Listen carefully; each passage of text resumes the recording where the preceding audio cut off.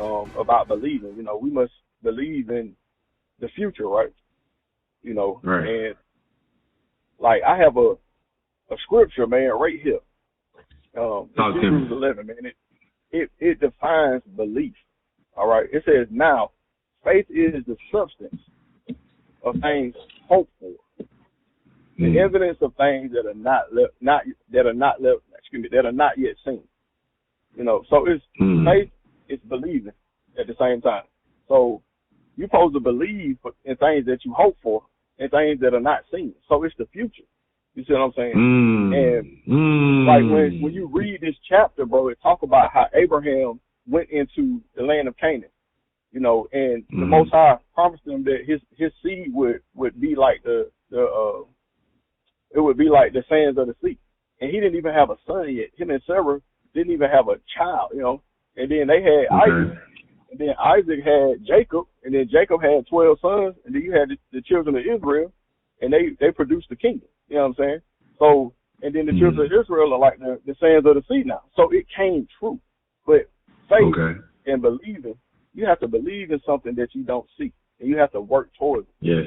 And belief and faith, it will drive you to a purpose. It will give you purpose. You know. Yeah. Belief and faith will give you purpose. Bro, say that again. Belief and faith will give you purpose. Will give you purpose. You know. That's so, deep. That's deep. And I say this right here, bro. You gotta be careful of it. You gotta be careful with faith and belief. Because a piece of chicken is good, right? But somebody can dangle a piece of chicken right in arm's reach where you can't grab it, and they can have you what? They can have you running for days. The last thing we need is black folk running for chicken. We've been running for chicken, bro. The last thing we need is more black people running for chicken. But we got to have chicken sandwich. We got to have some fried chicken, some mac and cheese, collard greens, cornbread. Yes, ham hocks. You know, most of our people run for that. You know what I'm saying? But what I'm saying is, bro, you got to be careful though. You got to make sure what you believing in and what your faith is in is correct.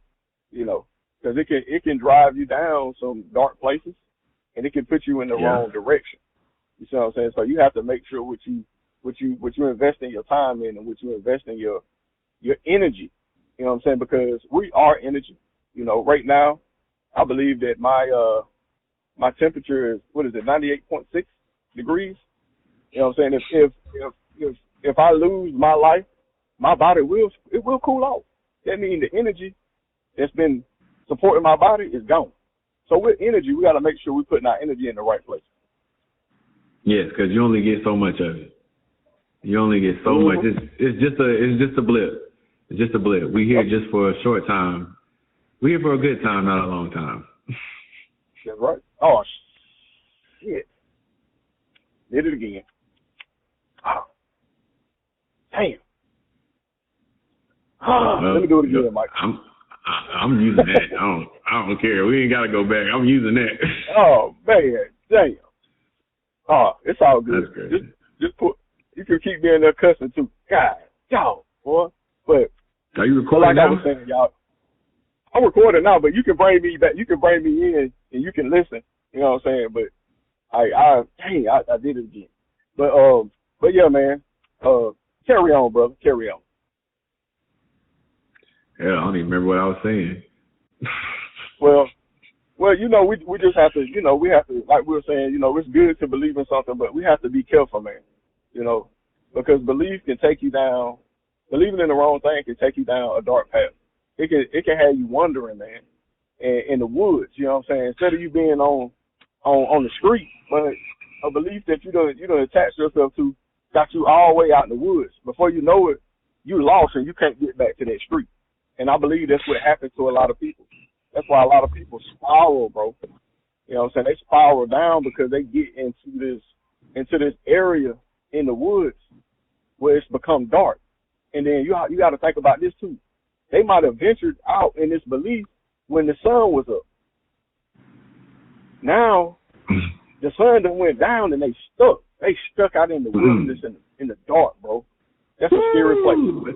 Or hey, look, another analogy. if y'all, hold on. If y'all ain't never been stuck in the woods, nigga. Well, it's scary. That's some scary shit, and you can't see your way through. Talk about believing without seeing. You believing you gonna survive the night. You believing you gonna see that sunrise again. I have never appreciated the sun as much as when I was in the dark. That's deep. Hey, that's deep. I'm gonna tell you something. Deep. I remember when I was in basic training, bro, and we did night nav. You only had a flashlight and you could only use a red beam, and you had to use coordinates, bro, to get to each spot and find your way back to the rally point. Bro, you talking about scared, bro? We was out there with wild hogs. We was in Georgia. No. Boy, I had a good team. You know, I was pretty good at land now, but I had a guy that was with me, a white guy. He was pretty good, and we stayed together. We got through it, man. And see, you can make your way through the dark if you have the coordinates to get out. Yes, absolutely. You know, and hope that there is somebody out there that's willing to come get you out of there, that can show you the way out. Yo, that's honestly one of the most foremost things I think about is being stranded, you know, because you really got to kick in. That'll give you a new purpose there too. Surviving. It will. You know what I mean? Like surviving, you know, like, but I don't even know where I was going with that, but I just know the dark is probably the most realest situation you'll ever be in, especially in the woods. And what I got from it, I know we just kind of going all over the place, but I feel like the nighttime, like, is the most honest time of day. Yeah, it is. It's like something so pure about the night and the moon and the stars and how still things get, but also how loud nature is at night. Yes. It's like, yes. It's an eerie loud too. It's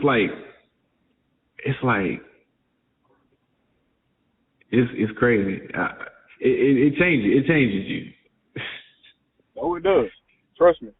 When you've been out there, you out there laying on the ground.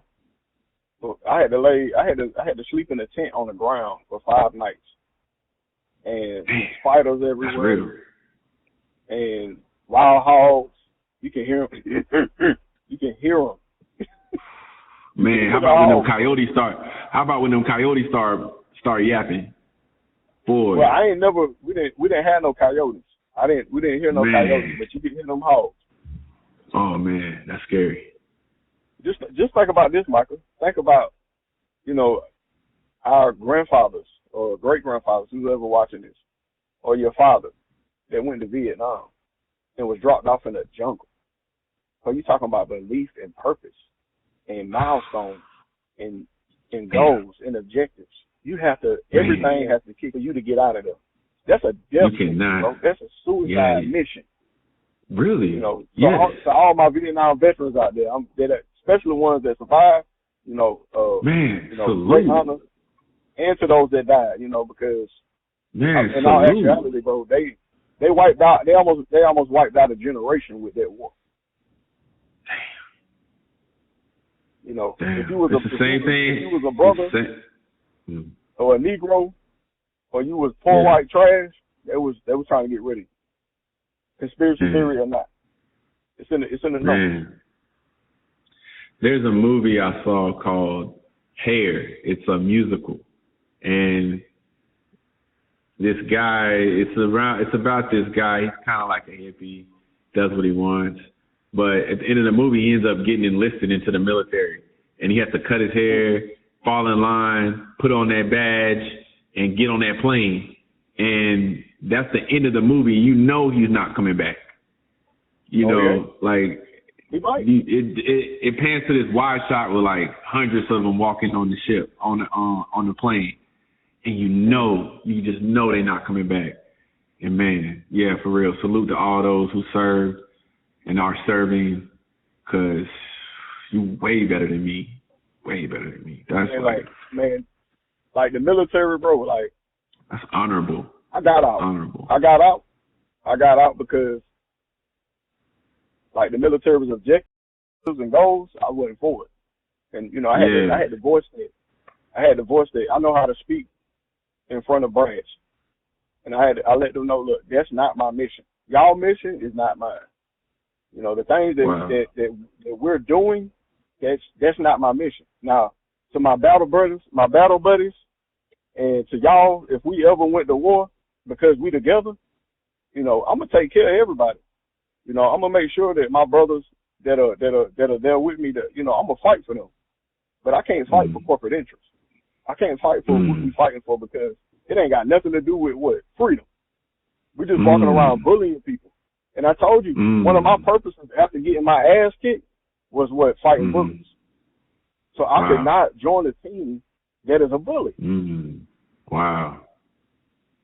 So once I figured out what we was doing, I was like, I got to get out of here. I got to get out. And they told me, to, where your shit at? Pack it up and get him out of here. Matter of fact, escort him out the building. Make sure he don't talk to nobody.